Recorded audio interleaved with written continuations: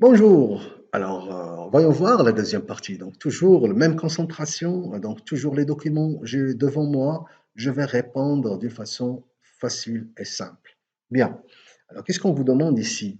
On vous demande ici de donner l'expression et calculer NR en tours par seconde à la sortie du réducteur à engrenage lorsque la vitesse du poussoir V max égale à 2,m,5 mètres par seconde. Donc ici, on vous donne déjà la vitesse.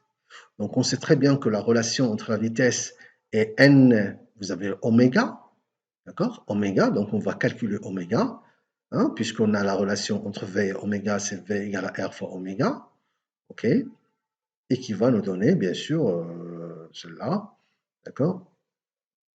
R fois oméga, oméga c'est 2πn, 2πn, et on divise bien sûr par 1000 hein, pour avoir le mètre par corps parce qu'on a dp par 1000. Très bien. Voilà. 1000 Vmax divisé par pi fois d. N1 égale à N. Voilà, application numérique, ça donne 12,49 tours par seconde. OK? Très bien. Je passe maintenant à la question numéro 10. Expression calcul de la vitesse de rotation N1 en tours par minute. Alors N1, bien sûr, c'est quel hein? Alors N1 en tours par minute. Donc N1, c'est motrice. Donc déjà, on a N2. Alors là, tout calcul fait, bien sûr, je cherche le rapport, bien sûr. Le rapport. Et une fois le rapport, j'ai les Z menantes divisé par Z menées. NR1 sur N1. Et ça donne, bien sûr, formule mathématique. Et comme application numérique, je vais prendre ça et je calcule. Donc ça, c'est un calcul très simple. Ok. Calculer maintenant la vitesse de synchronisme. Alors la vitesse de synchronisme, j'ai les renseignements ici. D'accord? Donc vous avez la vitesse de rotation, vous avez la vitesse de synchronisme, ns égale à f sur p. Alors vous avez la vitesse de rotation, n égale à ns fois 1 moins g. Donc je vais prendre cette relation-là, je vais l'utiliser pour chercher la vitesse de synchronisme ns1. D'accord? Donc ça fait application numérique et j'ai les calculs directement. Alors là aussi, on vous demande la fréquence F1 en Hertz. Bien sûr, la fréquence F1 en Hertz. On a NS, déjà on l'a calculé. Vous avez le F, vous avez P, c'est le nombre de paires de pôles. Donc vous voyez, toutes les informations sont là, même les formules sont là. Il suffit de les utiliser. Et faites attention aux unités. Tout simplement, voilà, faire le calcul, c'est bon. OK? Maintenant, je passe à la question 13. Alors, la question 13, c'est une conclusion, bien sûr, puisqu'on a déjà calculé le F, hein, le F1 avec le F max 60. Donc, on a calculé F1 64 et le F1 c'est 60. Qu'est-ce qu'on va remarquer? Est-ce qu'on a dépassé conclure, si le variateur est paramétré de façon à ne pas dépasser la fréquence, on va dire que oui, la sécurité est respectée, car la vitesse de positionneur sera inférieure à Vmax. OK? Donc déjà, c'est une conclusion d'après les résultats qu'on a calculés. Bien, je passe à la tâche numéro 3, c'est la capacité du moteur, plus le variateur. Ici, on vous demande de calculer la puissance fournie par le poussoir. Alors, et c'est déjà, on vous donne des renseignements. Bien sûr, c'est une puissance d'un déplacement linéaire. Alors, la puissance d'un déplacement linéaire, c'est toujours la force fois la vitesse. Et bien sûr, la puissance d'un déplacement euh, angulaire, c'est-à-dire la rotation, c'est C fois oméga. Donc, toujours, donc dans notre cas, c'est la force fois la vitesse. On a déjà donné la force, on vous donne aussi la vitesse. Il suffit de faire ce calcul. OK, c'est très simple. Voilà, F fois V, je calcule, je fais attention aux unités, ça fait 120 newtons. Maintenant, on vous demande de calculer la puissance PM fournie par le moteur M2. D'accord? Donc là, je vais faire attention, bien sûr, au rendement, la puissance fournie à la sortie. D'accord? Donc c'est le rendement, bien sûr. Le rendement, donc à partir du rendement, je peux faire le calcul. Et la puissance fournie par le moteur EPP, donc tout calcul fait, ça va nous donner 120 divisé par le rendement global. D'accord? Et ça va nous donner pp et on calcule, c'est 144 watts. OK? Maintenant, je passe au calcul de la vitesse de rotation nr2. Alors, quand on vous demande nr2, c'est comme si on vous demande oméga. D'accord? Donc, soit on part directement au rapport de réduction, ou bien on part de la vitesse linéaire, V égale à RP fois oméga 5, et on va faire ce calcul mathématique, et on va avoir le résultat suivant. Donc, vous voyez que c'est très simple. C'est un calcul qu'on va faire, mais la seule chose qu'il faut faire attention, ce sont les unités. Faites très attention aux unités pour avoir une homogénéisation des unités. Je passe à la question 17, expression calcul de la vitesse de rotation M2. Notre N2, donc là, on vous demande de calculer la vitesse de rotation. Donc, soit je pars du rapport de réduction, voilà, c'est N, bien sûr, N de sortie divisé par N d'entrée, N2. Bien sûr, je mets N2 égale, bien sûr, le rapport c'est Z1 fois Z3, déjà on a calculé ça, et ça va nous donner le calcul suivant. Voilà, donc N2 égale à dans la formule, et ça, c'est le résultat final. OK, donc maintenant, je passe à la réponse, la question plutôt, numéro 18, l'expression de calcul du couple. Le couple, alors le couple, on sait très bien que le couple, c'est quoi? Donc, on part toujours de la puissance. OK? Donc, on part de la puissance, puis la puissance, c'est C fois oméga. Et bien sûr, oméga, on peut la connaître déjà. C'est depuis 1 sur 60. Et on va appliquer l'application numérique et on va trouver la formule générale de le couple, bien sûr, avec un calcul mathématique. Et comme application numérique, on va avoir 1,53 newton-mètre. Donc là, les unités, s'il vous plaît. Chaque chose a son unité et de préférence les unités internationales, c'est-à-dire newton, mètre, kilo, etc. Question numéro 19, conclusion sur la validité du moteur M2. Donc ici, on va vous demander de mettre les calculs que vous avez. Par exemple, ici, on a déjà calculé là, on a déjà calculé là, et on va faire la comparaison. Alors, on va comparer ici. Donc, je remarque ici que PM, elle est inférieure à PN, 144, c'est 0,27 kW, donc elle est inférieure. Là aussi, N2, elle est inférieure à NM, et CM, le couple ML est inférieur. Et vous voyez, donc, bien sûr, les données constructeurs, on ne les a pas encore, on ne les a pas dépassées. On n'a même pas arrivé à ces données-là. Donc, c'est très bien. Donc, le choix, il est bien. Le moteur M2, il est valide. Bien, maintenant, on passe à la question 20. Alors, la question 20, c'est concernant, bien sûr, le système pneumatique, c'est-à-dire tous les accessoires du système pneumatique. Je commence, bien sûr, par F. Alors, ce symbole-là, retenez bien ça, c'est un filtre. Et bien sûr, vous avez déjà la fonction de ce filtre, c'est à retenir les impuretés et l'eau contenue dans l'air comprimé. Donc, ça, c'est un filtre. OK, F. Je mets le repère F et je mets la désignation filtre. Très simple, contrôler le débit dans un sens.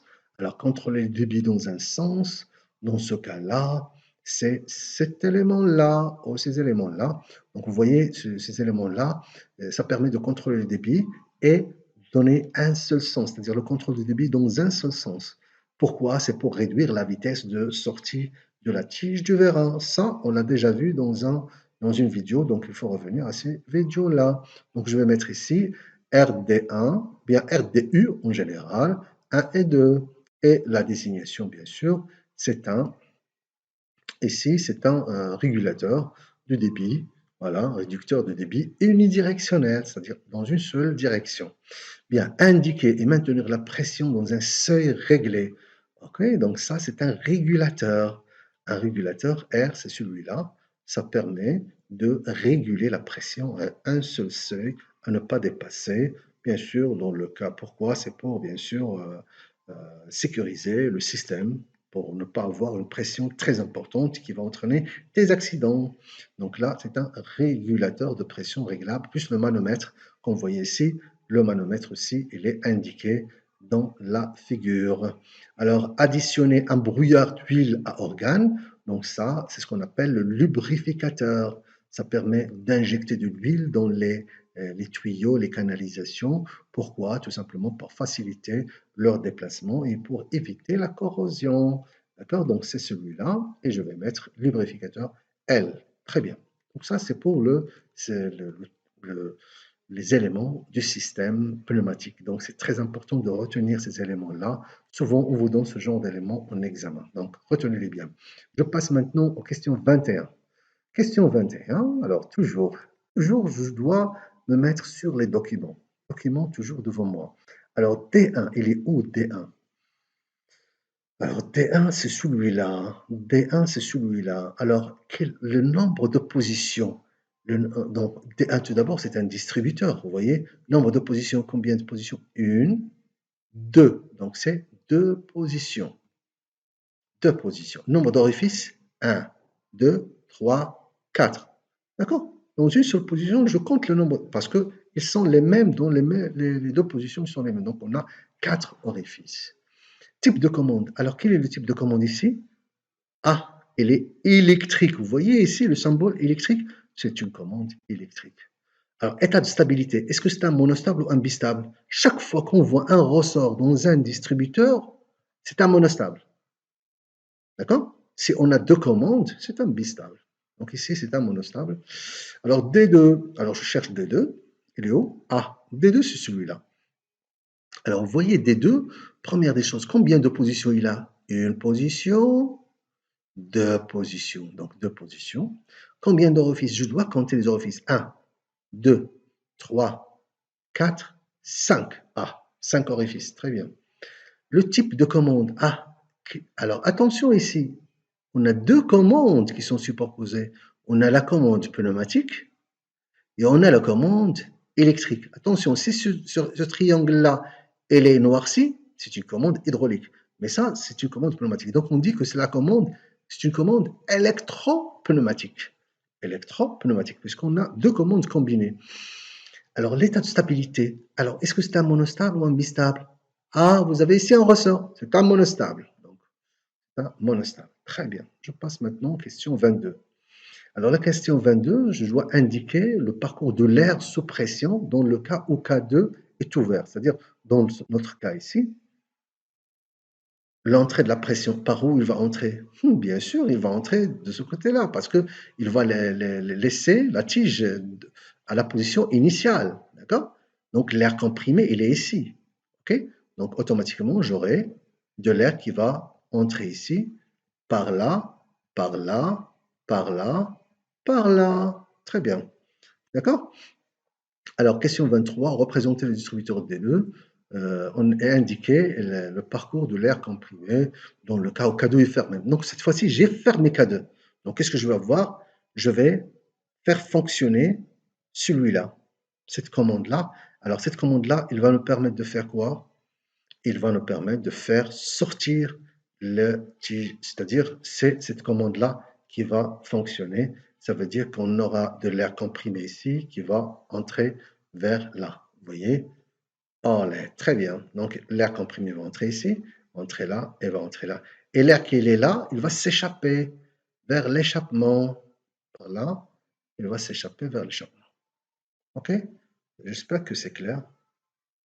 Très bien. Je passe à la question 24. Le chronogramme. Alors bien sûr, le chronogramme, c'est tout simplement une représentation graphique d'un fonctionnement d'une partie commande. D'accord? Alors ici, vous avez marche arrêt. Alors le K1, je vais mettre ici déjà à 0. Ici, je vais mettre en marche. Donc automatiquement, je vais mettre K1 à 1. D'accord? Quand je relâche, est-ce qu'on va avoir est-ce qu'il va relâcher? Non, il va mémoriser toujours l'état, d'accord? Jusqu'à ce que on demande ici hein, d'une mise à 0, d'accord? Et j'aurai la mise à 0. Et là, jusqu'à ce qu'on aura encore une marche, je vais avoir la marche et j'aurai voilà, la mise à 1. OK? Donc ça pour le sujet. Alors qu'est-ce qu'il nous reste encore? La question 25. Donc vont mettre à 0 puisqu'ici on a un arrêt d'urgence. Quand on aura un arrêt d'urgence, on va le mettre à 0. Très bien. Alors, voilà. Alors maintenant, la question 25, la valeur de la tension mesurée par le voltmètre dans chaque cas. Alors, par exemple, la bobine KM est alimentée sous 24 volts, donc automatiquement, qu'est-ce que j'aurai ici? V égale à quoi? 400 volts. Voilà, c'est-à-dire je vais charger le moteur. Je vais charger le moteur pour qu'il fonctionne. Voilà, donc c'est 400 volts. Bien sûr, si KM n'est pas alimenté égal à 0 volts, c'est-à-dire il n'y a pas d'action. D'accord? Donc j'espère que je suis clair dans cette explication et bon courage et révisez bien. D'accord? Voilà.